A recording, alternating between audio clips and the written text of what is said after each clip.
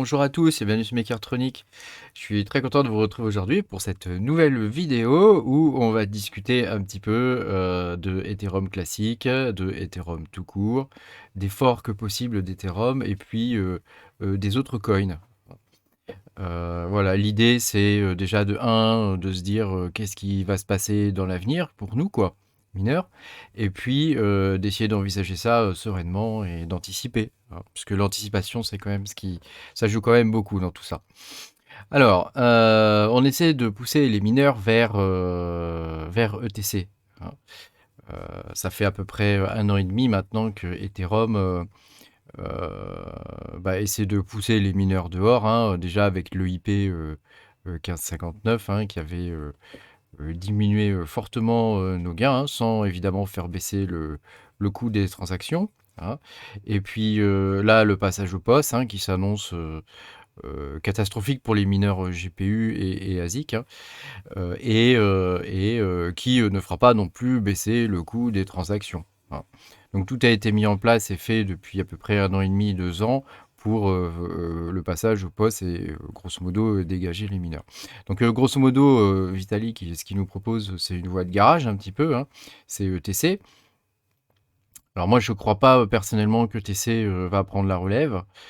Simplement parce que ETC, dans ses bases, faut bien comprendre que ETC, c'est une scène qui a jamais pris parce elle est pas sécurisée, quoi. Elle n'est pas assez sécurisée, contrairement à Ethereum, hein. Et alors, ils ont augmenté la durée, le nombre de validations, je crois, pour les transactions. Je crois il en faut plus de 100, je crois, maintenant. Donc, les transactions sont relativement longues.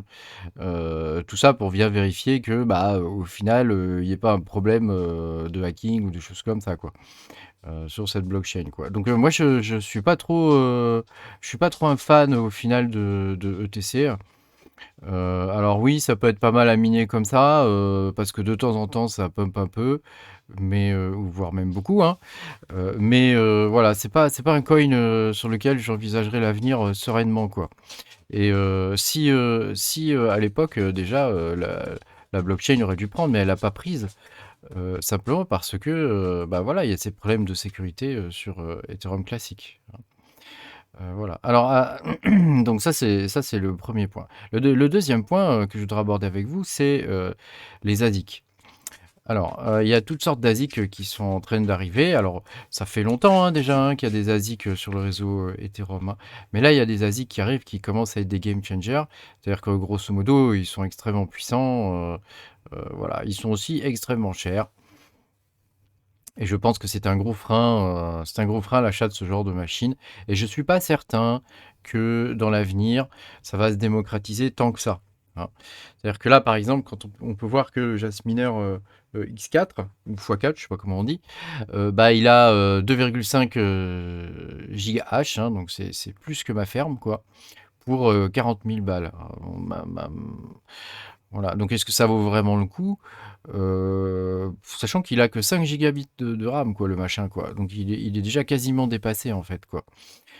Est-ce que ça vaut le coup? À mon avis, non, pas du tout, quoi. Et en plus, ça coûte 40 000 balles, quoi. Donc, je veux dire, je suis pas certain que ce genre d'ASIC, actuellement, soit très intéressant, quoi. Voilà, après, il y a celui-là, là, pareil, mais il a que 5 gigabits. On y est quasiment, là, aux 5 gigabits, hein. Donc ça a pas grand intérêt à part miner sur de l'ETC. Effectivement, c'est des machines qui sont très efficientes, mais bon, voilà, on revient, c'est le serpent qui se mord la queue, quoi. On revient à l'ETC, ça a pas grand intérêt. Alors si on regarde un petit peu ce qui existe en ASIC, bon, il y a les Hippolos qui sont sympas, mais enfin, ça casse pas des briques, hein. 240 watts pour 300 mAh, bon, c'est plus efficient que nos cartes graphiques, mais ça reste cher pour ce que c'est. Et, c'est un peu déjoué, quoi. Voilà. Et puis après, voilà, après on tombe sur les annexes miners. Alors ceux-là, je les connais pas trop, mais ça a l'air d'être des belles saloperies. Grosso modo, il y a le plus gros, le T7. Il fait 6 gigahash, le machin, plus ou moins 10%, hein. Ils sont honnêtes, hein, ils te disent pas, voilà, donc ça se trouve, il va faire 5 gigas et quelques, hein, 5 gigas 5, 5 gigas 4, on n'en sait rien. Et pour 4500 watts. Donc ça, c'est un vrai monstre, le truc, quoi, hein, Ça, c'est un vrai monstre. Après, voilà, quel est son prix? Quel est son prix? On n'en sait rien, hein. On n'en sait rien et probablement que ce sera, extrêmement cher donc j'ai quand même de forts doutes, sur le fait que ce type de machine, va se démocratiser. Alors ça peut être pas mal pour un investisseur, voilà, qui connaît rien, bon, il veut pas faire de mining GPU, il veut pas avoir d'entretien, un truc comme ça.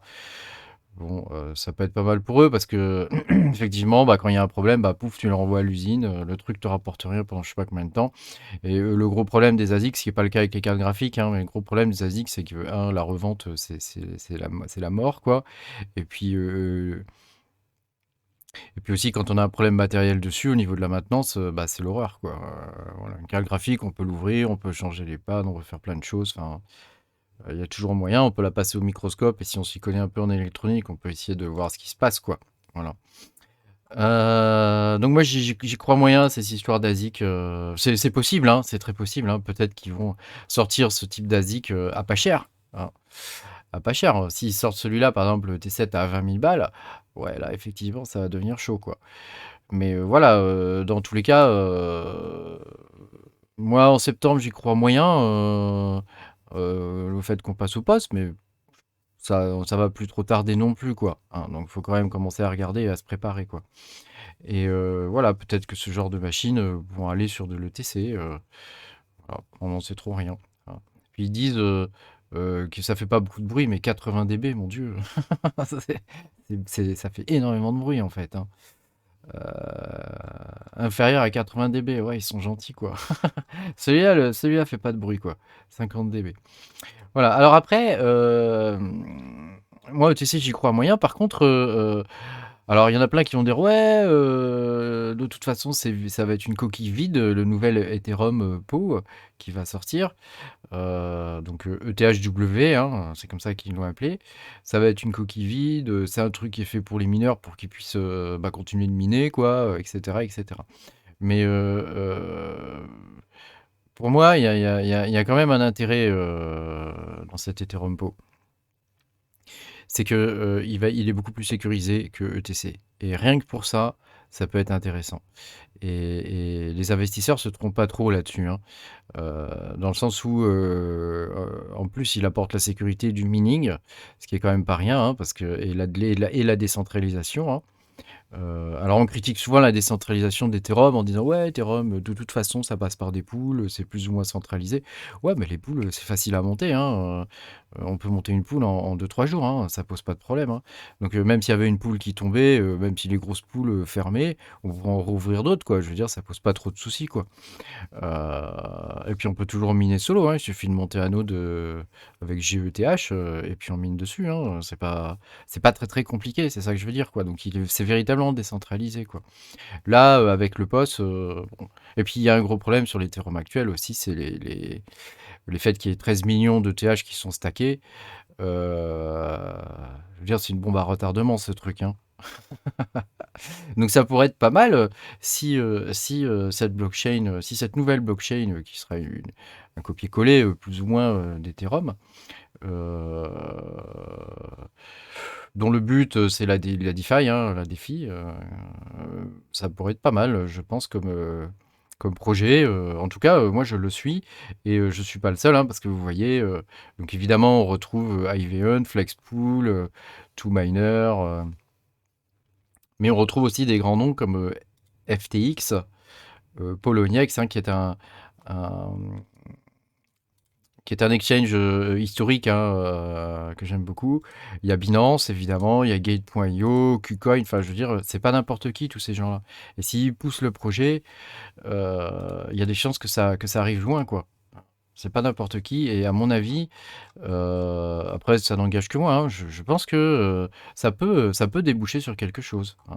Alors il y a une page, je vais vous la mettre en une page de Notion. Notion, c'est un truc, genre bloc-notes, quoi. Je peux vous la mettre, dans les commentaires de la vidéo si ça vous intéresse et il y a tous les liens, les Discord, les Twitter, si ce projet-là vous intéresse, voilà. Moi, j'ai postulé chez eux en tant que développeur, en tant que développeur, comment on peut dire ça? À l'œil, quoi, enfin, Voilà, je les fais pas payer, quoi. Et donc on verra, hein, comment ça se passe. Mais voilà, bon, après, j'ai pas d'intérêt particulier à vous montrer ça, hein, mais voilà, moi, ça m'intéresse de voir un petit peu comment ça se passe à l'intérieur et tout ça. Et donc, un de leurs buts, hein, c'est quand même d'être référencé sur Binance et sur les grosses exchanges, hein. Les exchanges de tier 1, on les appelle comme ça. Voilà. Après, ce que je veux dire, c'est que une fois que tout ça sera passé, on ne sait pas trop comment est l'avenir, mais on a quand même des choix qui sont intéressants. Mais il ne faut pas oublier que la difficulté va augmenter fortement. Mais au moins sur les coins que je vais vous montrer là, il n'y a pas d'ASIC. Donc il n'y a que nous, les mineurs GPU. Donc déjà, ça peut être pas mal. On peut imaginer, si on fait un calcul rapide, hein, qu'actuellement sur Ethereum, il y a 50 à 60% d'ASIC. Hein, donc tout le reste, c'est des GPU, c'est nous, et nous, on va se déverser sur quelques coins. Il y a le Ravencoin, évidemment. Bon, moi, j'aime pas trop le Ravencoin, c'est personnel, hein, j'aime pas tellement. Je trouve que ça consomme beaucoup d'énergie. Je trouve que voilà, c'est un peu un coin qui est un peu ancien. Bon. Il y a le Conflux, hein, qui est pas mal, hein, mais ça, je vous l'avais déjà présenté dans une autre vidéo. Après, je trouve que c'est pas le plus intéressant. Pour moi, les deux plus intéressants, c'est vraiment le Flux. Alors là, c'est un gros morceau, le Flux, et je pense que dans le Web3, il a vraiment son mot à dire. Et, si vous pouvez, minez-en, ou c'est pas un conseil, hein, mais après vous faites comme vous voulez, hein, mais je pense que c'est pas mal. Ça peut être pas mal pour nous les mineurs d'en avoir dans son bagne, hein. Moi, j'ai des nodes Flux, hein, les trucs qui travaillent pour moi, ils sont allumés H24 et ils me rapportent des flux alors que j'en mine plus. Et je veux dire, c'est vraiment top, quoi. Et j'aime bien cette architecture hybride qu'ils proposent, quoi. Et puis, il y a Ergo, hein, que je vous ai déjà présenté dans pas mal de mes vidéos, hein, qui est un de mes coins préférés, hein. Et voilà, il est très inspiré du Bitcoin dans sa structure. Et il est aussi très inspiré d'Ethereum dans l'aspect programmation, quoi, smart contract.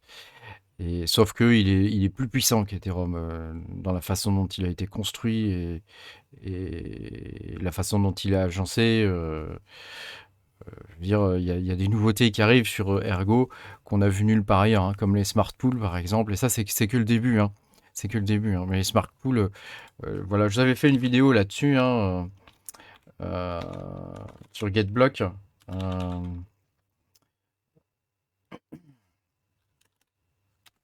Voilà, c'est bon, j'ai retrouvé l'URL. J'avais fait une vidéo là-dessus sur GetBlock, hein. Ils ont toutes sortes de smart pools qui sont vraiment très intéressantes. Et c'est l'avenir, hein. C'est vraiment l'avenir, ce genre de choses, hein. D'ailleurs, il y en a une nouvelle, hein, je vous en ai pas encore parlé, mais il y a la smart pool qui va d'avoir de l'ErgoPad, hein, mais je vous ferai une nouvelle vidéo là-dessus pour vous expliquer déjà ce que c'est que ErgoPad et, et à quoi ça sert et pourquoi ça peut être intéressant d'en avoir, quoi. Voilà. Bon, bah, écoutez, je pense que c'est à peu près tout ce que j'avais à dire, sur le sujet. Hésitez pas à mettre dans les commentaires, vous, ce que vous pensez de tout ça, parce que c'est vrai qu'on entend bon, ça a toujours été le cas, hein, dans le mining, hein, ça a toujours été un peu le chaos, hein, ça a toujours été comme ça. Mais, en ce moment, avec le passage au POS, on sent que l'étau se resserre, quoi. Voilà. Et donc, moi, je m'inquiète pas trop, faut rester serein. Il y aura des solutions qui vont déboucher d'elles-mêmes. Il y a des technologies qui sont très intéressantes comme Ergo et Flux. Voilà, il y a des alternatives à Ethereum, probablement qui vont être Ethereum POW, hein, ETHW, qui peuvent être des alternatives sympathiques. En tout cas, elles ont le mérite d'exister. Et, et puis, allez savoir, hein, ce qui peut se passer, hein. On n'en sait rien, hein. Les marchés sont comme ça, hein. On ne peut pas deviner. Qui aurait pu prédire que le Doge aurait pu faire un truc pareil? Personne, hein. Enfin, voilà. Pensez à mettre un petit pouce bleu et puis à vous abonner si vous n'êtes pas abonné. Voilà, dites-moi ce que vous pensez de tout ça, vous, dans les commentaires, hein, et puis bah, à bientôt, hein, pour de nouvelles aventures. Salut!